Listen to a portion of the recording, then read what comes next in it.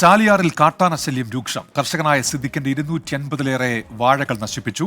കൃഷിമന്ത്രി ഇന്ന് സിദ്ദിഖിനെ ആദരിക്കാൻ ഇരിക്കെയാണ് കാട്ടാനകൾ കൃഷി നശിപ്പിച്ചത്. വിപിൻ സി വിജയൻ ഇപ്പോൾ മലപ്പുറത്ത് നിന്ന് വിവരങ്ങളുമായി ചേരുന്നുണ്ട്. വിപിൻ, വിശദാംശങ്ങൾ എന്തൊക്കെയാണ്?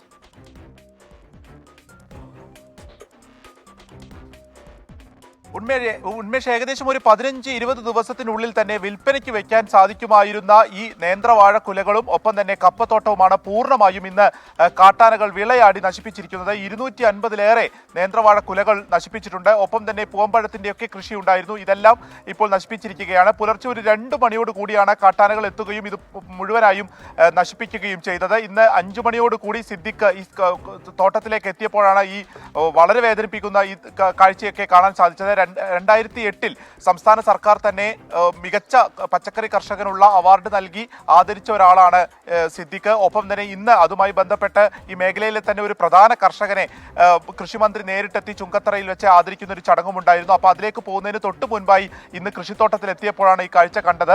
ഇപ്പോൾ ഈ കാട്ടാനയുടെ ശല്യം അതിരൂക്ഷമായി തന്നെ ഈ ചാലിയാർ അതുപോലെ തന്നെ നിലമ്പൂർ മേഖലയിൽ തുടരുകയാണ്.